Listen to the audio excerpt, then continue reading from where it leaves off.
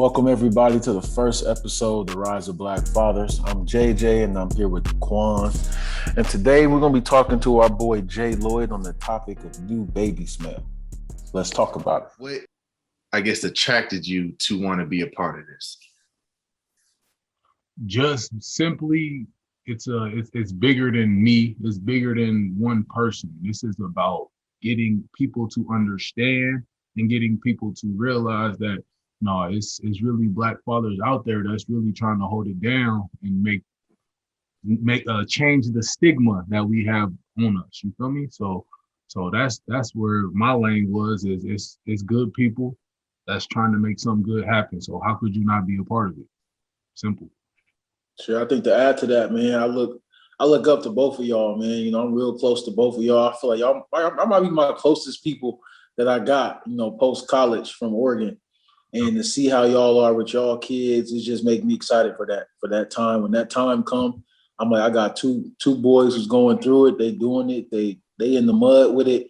And y'all make it fun, man. I tell everybody, when I'm around y'all kids or I see y'all posting, I'm like, bro, I can't wait for that day, man. Like, it's hard not to rush it. It's y'all make it so fun and so exciting, bro. Like, so that's one thing I was like, man, I always look up to y'all and how y'all are in y'all kids' lives and their form and putting them before yourselves, and that's what it's all about, man.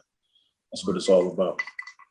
Thanks. Hey, partner, I definitely wish I could tell you it was always fun, but it definitely be them challenging times.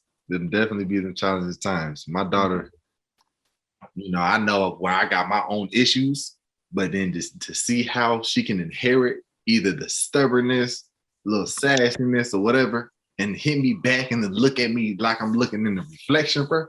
Sometimes all I do is I'll be so mad and I'll just sit back and be like, just start laughing. Like, you know, it's like I did that. Yeah, I'm telling you, I can't be mad at nobody. I'm like, okay, let's talk about it now. Let's talk about it. She'll get the giggling when I get the smiling and shit. Like, okay, you know, she observing people. That's how smart they are too. It's wild. She knows she got me wrapped around her fingers at times. I'll be trying to hold my own like I'm tough, but you know, she melt right through that. Mm-hmm. But yeah, other times, bro, it definitely it's a roller coaster. But as long as we keep it, you gotta. We all humans. We all emotional creatures. We all go through the roller coaster in life. It's gonna be the same thing with a baby. At that, you know, at times, you know, my daughter's has a fever right now. So, you know, during the evening, she gets more tired, worn down. You know, I was just over there with her. You know, she's still thugging. I ain't even gonna lie. She's having a great time. I scanned her forehead 100 degrees. I'm like, damn, touch her, burn it up.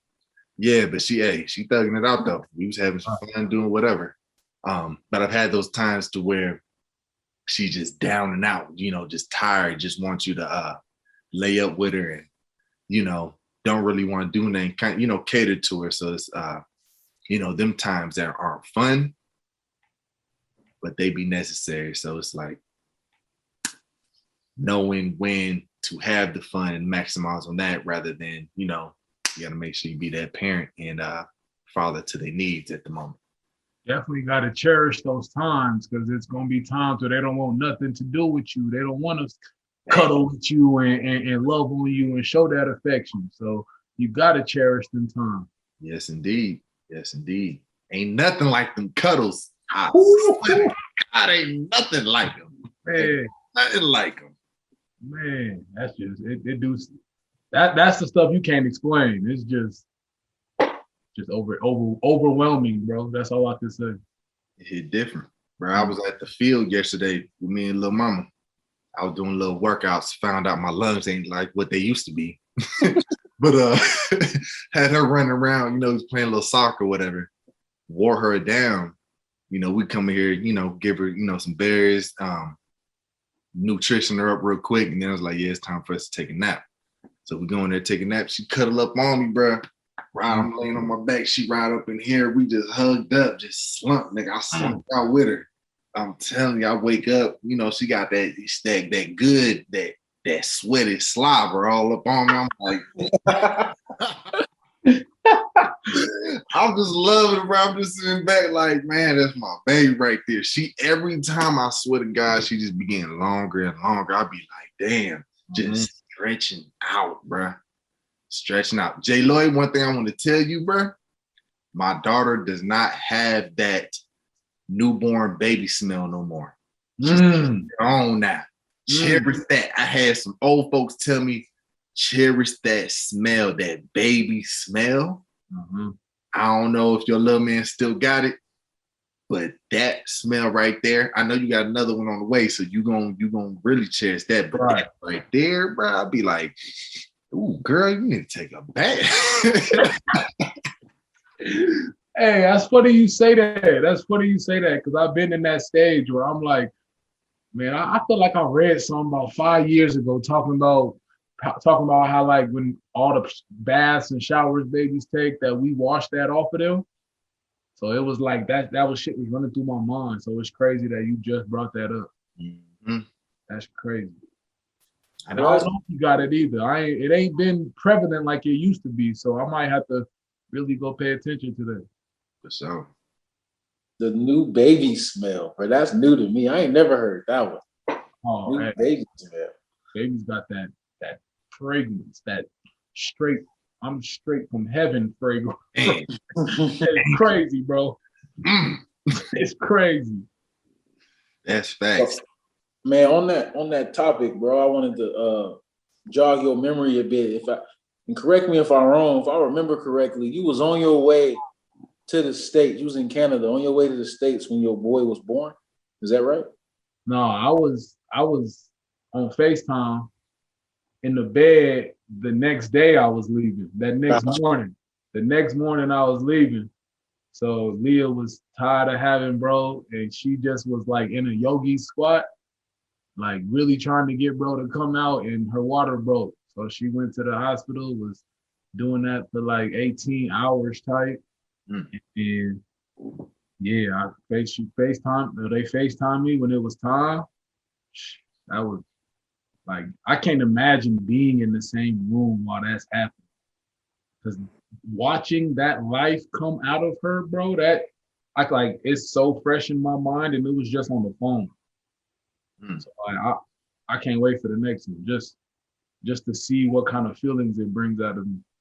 I'm gonna tell you this, because I was blessed to be able to see that and experience that. Man, but to sit there and see that head get pushed out, honestly, bro, it was like a beautiful angel, alien. I was gonna say angel. She is my angel, but bruh, she came like an alien. That, skin had no pigmentation, no nothing. Literally, I had the doctor was with me and was like, you can catch her. She said, hold your hands like this. So I'm down up underneath her. She come out, my hands are just stuck. So she helped guide her into my hands. I caught her, but I was stuck. Yeah. And her arm, she like hit my arm. I said, oh. I in my mind, I couldn't even muster out any words, nothing. But I said, oh my God, she hit me. I'm over here tripping. I'm like stuck, like, oh my gosh, she just hit me, bro. And it was all, slimy, and it was beautiful as hell. Look back, it's beautiful as hell, but when I'm getting into the details, it's kind of gross, but it's mine, so beautiful as hell. I'm like, wow, like how the head came out, and then the bottom, she just guided in the shoulders and all that. I said, oh my goodness, he just dropped into my arms. I said, I was starstruck. Right, starstruck. That's the perfect word, starstruck. Starstruck and discombobulated. Flabbergasted. Facts though. I wouldn't change it for the world, bro. You definitely got to be there. I know you're gonna be there. Yeah, if they let you catch her. I got to now. After I know that they letting people do that, I got to. Definitely ask. Definitely whatever they got to do. I know hospitals are all different, whatever. Right. But if they can help you do that, definitely do that right there. And like watching it happen and watching her do what she did, my wife, it made me like have so much more respect for her, but not just her, women in general. Like they really carried that joint around, and they didn't have, it wasn't their body. They were a vessel, man, for this new life. And it's Let me just ask you this, partner. amazing. How was your experience during the pregnancy? You know, I have my own as well, but I want to get yours first. From when, you know, 7, 8 months, whatever, the baby's damn near full, big belly. You put your head on the belly, you know, you hear that whatever, that thump rolling around. She said, oh, she moving, huh? Let me feel this, man. What was your experience with that right there? Well, you see, I missed a month like 5 on because I was in Canada. You feel me? So like we was doing this apart. Okay. So it was a lot of videos for me of seeing him move around and stuff. But even at like 4 months and 5 months, I felt like there was this connection every time. Like I was the first one to feel the baby move before her. You feel me? Like it was like some type of energy that was drawing me to him. And like I felt like I could see through her stomach in a sense. But not like see with my eyes, you feel me? Like see. Yeah. See, like, oh, okay, yeah, bro in there chilling. Like, oh, bro, cool. Like, I knew it was a boy off rip. Like, I don't know. That, bro. I remember he called me. He was like, "Yo, I'm having a boy." He didn't say I'm having a baby. He was like, "Yo, I'm having a boy." I'm like, "How you know?" He was like, "Bro, I just know." And then when they found out, they was like, "It's a boy," and I'm like, "Oh, I guess he knew." You know, no surprise, bro. It was just some. It was some. I don't really know how to explain it, but that energy was just calling to me that it was a masculine energy. How do you feel about your next one? Saying I felt the same way, and that's what it is. Oh, you already found out? No, boy. Oh, got me another killer. Congratulations. How you feel? Did you want a boy? Did you not want a boy? Did you not care? What was that about? So I did want a boy, just in the terms of they could be best friends growing up. You know what I'm saying? And I had a brother that was like 18 months away from me, and I know how much I love that. So I definitely wanted him to experience it. I don't really know how to deal with young females yet. So I'm also kind of grateful because I don't know if I was ready for that. And obviously I got a boy, so that means something. So I don't know. I really don't know. I don't even know if you can get ready until you can try to get ready. Like I knew she was coming, but I really didn't even really know or even evolve in that sense of just like appreciating women and like females and just a whole different scale until I started raising one. And, you know, 6 months and all that, they're like, yeah, you know, you've seen her grow and all that, but as she's really starting to move around and mature and converse and, you know, I'm watching her and, you know, I'm watching, you know, I want her to be a little rough and get around, but if I see, you know, I'll be I'll be locked in. Other little boys do something, I'm ready, like I'm here. You know, I'm here. I'm here ready. I don't care if 3, 4, 5 years old, get up off my baby now. Right. Yeah. I think something interesting you had said, you grew up with brothers and you wanted a boy. And I'm a long way from where y'all at, but I grew up with sisters. And I always say I want a girl first. That's always what I was talking to Quan not too long ago. I think actually last week, I was like, I want a girl first. When I look at my sisters and how close we are and understanding the influence a man can have in a woman's life from the start, something about that, man, I just want to be there for my daughter.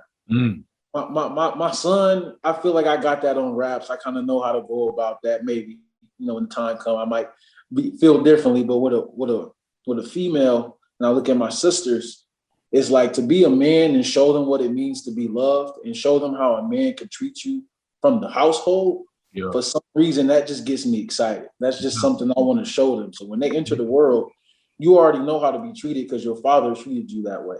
So when you enter this world and you come across people who might not have the best intentions of you, you already know to stay away from that because your dad taught you the ways. And for some reason, man, that just excites me. And that's something that I want when that time comes for my first to be a girl, for sure. Women are very powerful, you know? So like from a young age to see, like my brother got 2 girls first, right? And to see how it changed him, like I wanna dive into that perspective of what it is like raising a woman. Quan and JJ being around that growing up, they think differently than men. So like they don't look at the world how we look at the world. So I'm interested in knowing like what's that like rearing that, you know? I think from my perspective, it allowed me to be comfortable being vulnerable. From my perspective, I was never, as I got older, and that term vulnerability and people want to be macho, that never was a thing for me. I didn't really want to be that. I always looked to be vulnerable. I always looked to open up. I always looked to express myself. And that was the comfortableness. Putting on a face and putting on that hard, mean mug that you get from the stigma of being a man, and especially a Black man. That wasn't really my default. I knew how to do it. I knew when the time when I needed to do that. But my default was to be vulnerable, and my default was to open it up. And I think that was a direct reflection of being raised, growing up with 2 women in the household, as well as my mom and my dad. I was in a household with 3 women and 1 man. Yeah. So it was feminine energy always around me, whether I realized it or not. Yeah. So it allowed me to be more comfortable and being more vulnerable. And I find myself having to be vulnerable to be my best self. All right. When I'm not expressing myself. Got both. Yes. Everybody has the masculine and the feminine, you know. The spectrum. It's a spectrum. The key is the balance. Exactly. That's the key. I think growing up, you know, that's interesting you meant it. When I found myself putting on a face, not expressing my emotions, I was in a dark place. Yeah. I wasn't myself. I wasn't happy. I wasn't my best. I wasn't waking up as my best self. And I learned through, you know, reflection and self-reflection and all that I got to express myself. That's me. Yeah. If I don't express myself, then that's when problems happen. And I think that's a direct reflection of how I was raised and the love I got from my sisters. I had 2 moms, essentially. You had my mom, you had my sister, and I had this little person that was always following me and looking up to me in everything I did. So I had to be the best version of myself as a man, because I wanted them to go out and see a man that I wanted them to see a man that was like me, that I was showing. Right. So how can I expect them to bring home somebody of quality if I'm not showing them quality every day? Walk the walk. Yep. Exactly. So that's my take on it. I don't know about you, Quan. What's your take on that? Yeah, bro. I got a totally different side, man. I'm the oldest of 6 boys. Honestly, you know, my mom will tell you back then, you know, she had me at 16. So she, you know, baby having babies. So we grew up together, and she'll tell you that. So the emotional side on my sense, I think there was a lack growing up. And then by the time, you know, she became more mature in her motherhood aspect of it, from her doing everything she's been doing, a whole different story. I was already about in my teenage years. So, you know, I'm looking how to become a man, you know, with the absent father or whatever. So I'm in a whole different journey. But to bring back to the feminine energy and, you know, raising a little girl now, it changed my whole entire perspective. You know, I'm going back looking how I was treating women growing up, you know, teenage years to, you know, just my whole life, basically trying to reflect. And then I'm like, okay, how can I help her not have to experience any of those bad situations or anything on that end? And switching my perspective from self to her best interest. How is she going to grow up? What can I do to give her the game and knowledge from my perspective so that she has both sides, but also keep an open eye and ear to her side and learn from her as she's grown. She's very smart, intelligent, will communicate to you as well. So just honestly, just learning from her as she's growing, figuring out and just growing with her as she becomes the person that she wants to be, push her to become the best version of herself, whatever she wants to get into. And when those tougher conversations happen, just make sure I'm just keeping it 100% real with her. You know, I'm not going to sugarcoat all that there. Any of the game, I'm going to give it to her because I would rather me give it to her honest with true intentions rather than somebody, you know, some other boy, you know, filling her head up, making shit sound sweet, whatever the case may be. We all done been there before. We all, you know what that slick tongue can do, whatever the case is. So, you know, I'm gonna make sure that she, you know, she got that side of it, you know, that she's one of them strong women, you know, and I want to limit as much damage as possible to let her know what a loving father and a man truly is compared to chasing after any sort of fake love, or, you know, somebody trying to use her or whatever. You know, she not gonna, you know, as long as I'm here, she ain't gonna need that because she gonna know what the real thing is. And she can be strong on her, strong-minded physically and everything to be able to hold her own. And that's the place that we're gonna be as we move forward. So I don't know if I answered your question, bro. But so basically what I'm hearing is your perspective is gonna be sharpened by both of y'all growing and learning together. Yes. I mean, parenthood at its finest, man. You like, in my eyes, I want to be able to talk to what is it? It ain't nothing you need to hide. I'm not going to trip if you tell me you was doing this or doing that. We're going to talk about it and make the best decision. We open, because I done lived, you know, so why would you not come to somebody who's lived already?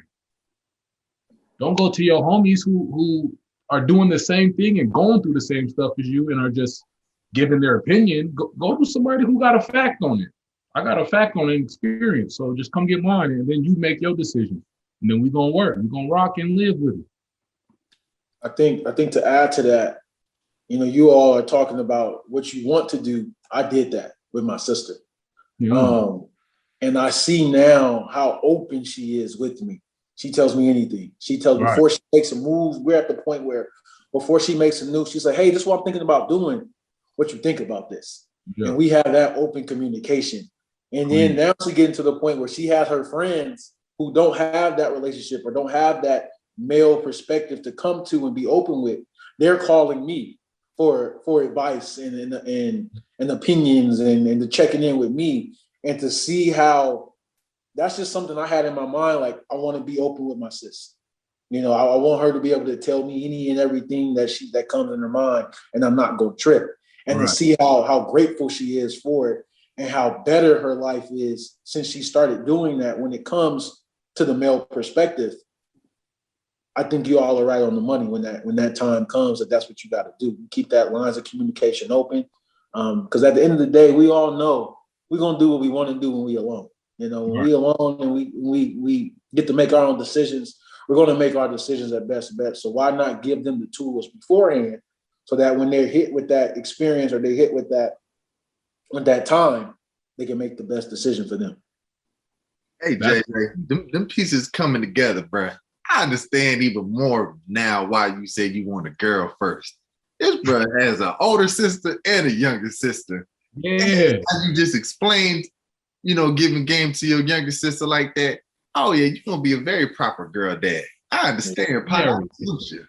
Hey, he's gonna step into that role perfectly. Yes, sir. Perfect. I probably need help with a son. Honestly, I might need help with that one. That might be the one I might need to get some experience from you now that you got 2 on the way at that time, boy. Man, It's gonna be fun. Let me tell you that it's gonna be fun. But let me piggyback off what you just said about the vulnerability. Leah has taught me how to be more vulnerable. Because as you said, you know, my pops ain't one of them. You feel me? He's not gonna spill his heart. He good no matter what. He chilling. He put his work. He get his work done, and he live. You know, work out. Everything's good, Jay. So like being with Leah has taught me to, no, you gotta communicate and tell people, or tell the people that you care about what's going on in here. And it's not always about being right or being wrong. You feel me? Like I was so big on, I only open my mouth if I know what I'm talking about, what I'm saying. I was scared to be wrong. So that found myself being mute a lot. So being with Ace, I can't do that. I gotta be vocal talking. You're gonna learn from me the most. So all of that has opened my mind up and opened my heart up and my vocal cords damn near. Like I gotta speak more and be more vulnerable and say what's on my mind and tell people what I'm thinking and not worry about being right or being wrong. I heard Kanye say, if you worry about being right or wrong all the time, that's just like a test. So now you're turning life into a test, and that's not what it is. So that hit home with me so crazily. Like, can't be scared to say what's on your mind. Can't be scared to be vulnerable. Can't be. I'm curious, man. Let me ask him this real quick on that fear factor of being vulnerable, because in the whole realm of fear, there's a whole bunch of different things. But why do you think people are so fearful to be vulnerable? Outside, like I want to go deeper than just to be used and abused or to get your feelings hurt. Like, why do you think people are really fearful to be vulnerable? I think it's simple in the fact that they're afraid of what other people will think about them. Because perspective is everything in this. Perspective is reality nowadays, you know? So I can say what I want to all of y'all, but to people that are out there who only see my Instagram page or videos on YouTube, they got their own mind about me, right? They got their mind made up about me already. So for me to open up and be vulnerable, oh, what are they going to think? What is he going to think? So to me, I think it's just simply caring about what other people think and letting their opinion matter to you more than your opinion of yourself matters, you know? Did you feel that personally in your journey of becoming more vulnerable? Yes, I still feel like that. So I can only, so when I speak, I'm speaking like I only can say what I know, right? I can't really go from other people's perspective. I could say what I know. So yeah, in my eyes, that's probably what was going on. Like, I don't want people to think I'm this or I'm that, or, you know, I did this and now I'm doing this, so now I'm less. You feel me? Like, y'all been there. Yeah. Mm-hmm. I think to add to that, I agree 100%. That's definitely what it was for me. But I think I'll take it even a step further is I was to a point where I acknowledged that I was doing this for other people. I can tell myself, do what's best for you. Don't worry about them. But then it comes to a point where, oh shit, I don't even know how to be vulnerable. Like, how do I be? I know that I need to be. I know that I don't need to worry about other people. But then what? So I find myself like in times I'm thinking I'm being vulnerable when really I'm just putting up a facade of what I think vulnerability is. So you I'm still not really doing it. Be vulnerable. Still doing the same thing. I'm showing you what I think you think vulnerability is. So I'm only sharing to you what I think you want to hear, when in reality, is that really how I feel? Right. Is that really who I am? So right. Even then, when you know to yourself that, okay, I got to be vulnerable, like be yourself, don't worry about other people, you then have to do almost a double check, like, are you being, what you're showing, is that your authentic self? Right. Or is that, again, what you want people to think of you when they think that, oh, JJ is vulnerable? So that's something that I often battle with myself. Like, am I being true to myself? Or am I just showing people what I think I want them to know so they can say, oh, JJ's open. He's vulnerable. He's good. So I think it's a constant battle that I'm constantly going with. Certain areas I'm more strong in, I'm comfortable with in myself. There's other areas that I'm not, that I have to work on as well. So like J. Loyd said, it's a constant every day, man. You got to attack that day and then be your best self, you know? You took the words out of my mouth, bro. I was just going to say this shit is a constant battle. If it was easy, everybody could do it. And that's, even going back to what I was telling you before on just, I'm challenging myself with fear. And that's one of them, just figuring out like, okay, why do you care about what other people think about you? You really shouldn't. At the end of the day, to become your best version of yourself, you got to be able to let go of all those fears that society created that we care about that really don't bring no value to us at all. They really take away from us being JJ or being true to ourselves. So it's just that, and I salute you on this, JJ, for being aware of that, because some people aren't even aware of that. You being able to double check yourself, like, am I being the vulnerability that I think you think what this is, or am I really just being true to myself regardless of what you think, and you just getting me, and that's just what it is. Habits are everything, So like so my homie Neek told me one time, bro, you're gonna get good at no matter what you do constantly, the good things and the bad things. So if you've been practicing your whole life on being macho and not letting people see that, you know how hard it is gonna be to switch that habit? You know what I'm saying? Like, that's gotta be intention. That's gotta be really, really looked at and practiced over and over again, and you gonna slip up. But it's about, being cool with yourself when you do, and not holding yourself to like that perfection rate. Like, everybody to piggyback on that with you, bro. Just think about growing up as a child, from those our childhood traumas, whatever that was given from us from society, parents, school, self trauma, all those traumas that develop that macho man or to move a certain type of way, that shit takes time to be able to break through. Having that intention and that conviction to really get through to become the best version of yourself is all that we're looking for. It's all that we're looking to do. I think J. Loyd said something that I feel like we brushed over. He said his wife is what helped him become that. I think it's very important. You got to surround yourself with people that are on that same wavelength, that are on that same level.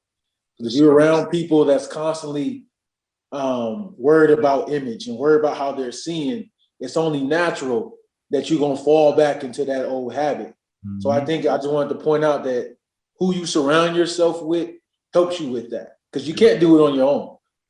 You need that help. You need that constant reinforcement. You need somebody to check you when you're slipping a little bit, because like you said, old habits are hard to break. Right. So if you don't have someone in your corner or have someone in your immediate circle that's all on that wavelength, it's hard, man. You're gonna fall back into that habit. So I appreciate, like the both of you being able to have these type of conversations, being able to call you up and being vulnerable and being open about that. I think when in this life stuff, like in this world, man, it's so important to make sure that your autopilot is set where you want it. Because a lot of the time we don't even know, you feel me? We just doing stuff and we're not all the way aware. That's just humans, you feel me? So to have your baseline subconscious self aligned with where you want to be, that's where you're trying to get to. So now I don't got to think about, oh, I'm only positive. Oh, I'm vulnerable. Oh, I'm working hard. Oh, I'm following my path. You know what I'm saying? Like, you don't have to think about that type of stuff. That's all you know. That's the goal to me. Real shit. I like how you said that, the autopilot. Autopilot. Yes, sir. Yes, sir. That's what I'm talking about. I ain't gonna lie, that was a cold point to end off right there, bro. That was a cold point to end off right there. I'm gonna be real, fam. I'd rather just do this every other day. Like, let's just chop it up and really bounce ideas off each other. Hey, man, this right here feels good. Man, I tell you, bro, this is needed, man. I mean, I think that's why we here. You know, I think between the three of you, I've had these type of conversations with y'all countless times.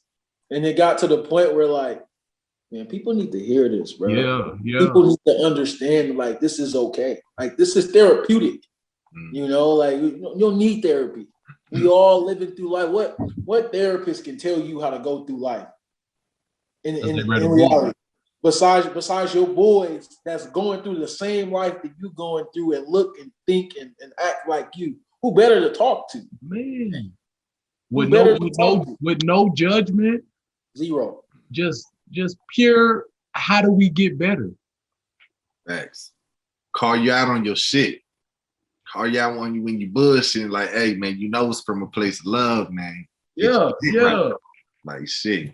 Take that. Hey, you can take that to the chin now. To the chin. Straight up. Get your ass up, man. Get right. Yeah. That's it, man. That's all it is. Like I was telling you, Quan. Like I get. Like it's good. It's. I feel like it's something different when you can say, like, I understand you because I was there, but come on, bro. You know what's up. Mm-hmm. Like it's a different understanding. Like, all right. Yeah. You right. You get it. It's not like you don't get it. I hate it when people are trying to tell you what to do. Like you don't walk in my shoes. Right. Bro. Like you don't look like me, you don't talk like me, you don't have the same experience like me. But to have someone that's your boy, your peer, that walks and lives every day like you, to call you out on your shit just hit a little different. It's like, all right, I gotta listen to that one. I gotta listen. Like you say, it don't come from a place of judgment. It comes from a place of love. Like I said, like, so what better than that? Tell me. We need to unite in arms, we taught our moms. Big talk, big walk, I said my word is bond. We come to make a change. Still dancing for better days, don't settle for less. I said we have to pay the way.